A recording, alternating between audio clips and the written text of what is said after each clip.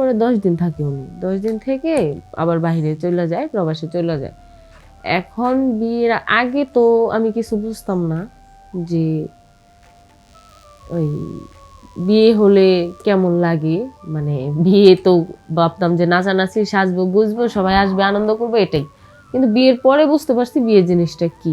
এখন আমার হাজব্যান্ড আমাকে যা বুঝায় রাইখা গেছে, এখন তো আমি আমার হাজব্যান্ডকে ছাড়া থাকতে পারি না। তো আমার হাজব্যান্ডকে মানে আমি প্রচণ্ড ভালোবাসি, মায়াও করি, প্লাস সব দিক দেই। আমার হাজব্যান্ডকে ছাড়া আমি থাকতে পারি না টোটালি।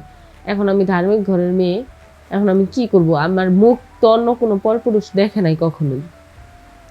আমি বাইরে পরকীয়াও করতে পারি না, বাইরেও যেতেও পারি না। মানে তো আপনি এই চার দেয়ালের ভিতরে আছেন, মানে খুব পর্দা করে রাখেন না? হ্যাঁ, হ্যাঁ। আচ্ছা আচ্ছা। তো পরে শেষে এখন আপনি হাজবেন্ডের এটা কি করলেন? তারপর আমার হাজব্যান্ড কথা বলে ওই দিক থেকে মানে আমরা ভিডিও কলে কথা বলি। তারপর আমার হাজবেন্ড আমার সাথে খুব রোমান্টিক ভাবে কথা বলে।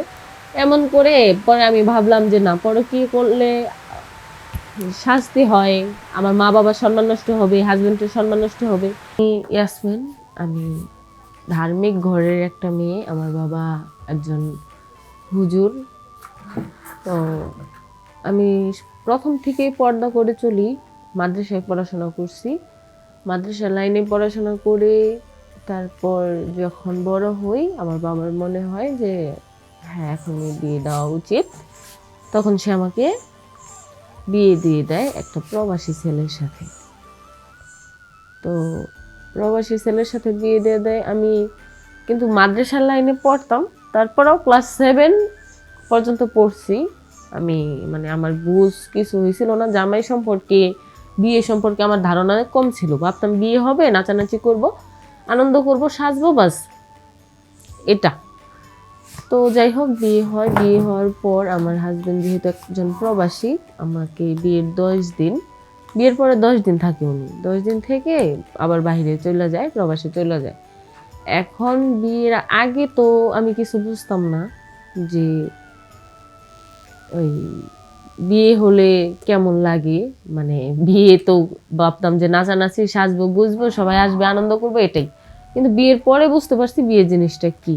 এখন আমার হাজব্যান্ড আমাকে যা বুঝায় রাইখা গেছে, এখন তো আমি আমার হাজব্যান্ডকে ছাড়া থাকতে পারি না।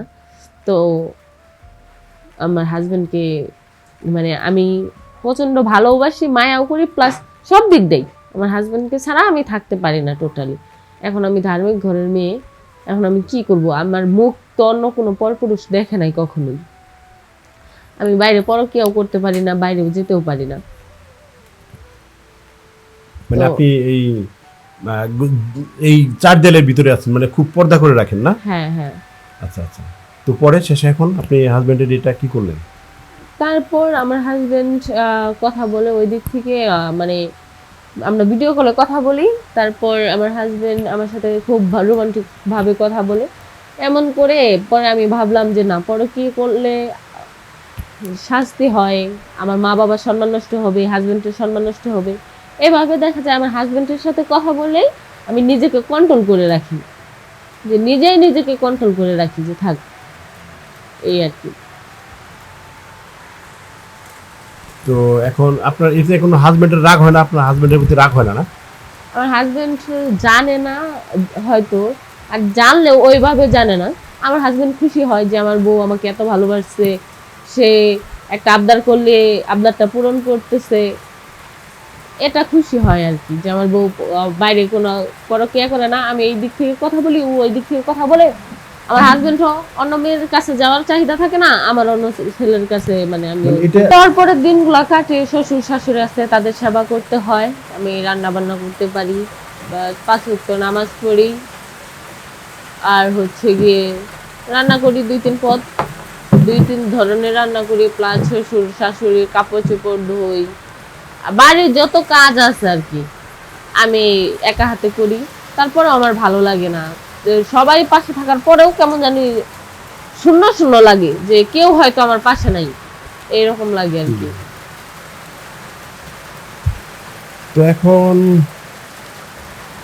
আপনি এই যে আপনার হাজবেন্ড চলে গেছে বিদেশে, তারপরে আপনি এত নিজেকে ভালো রাখছেন, এখন আপনার এটার থেকে আমরা কি শিক্ষা নিতে পারি বলেন?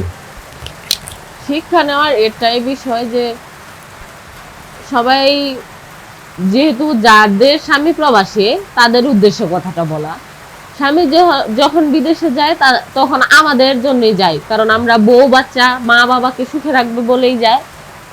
তো তারা বাইরে গেলে যে পরকিয়া করতে হবে এটার কোনো মানে নাই। তাদের সাথে কথা বললেও, রোমান্টিক ভাবে কথা বললেও নিজেকে কন্ট্রোল করে রাখা যায়।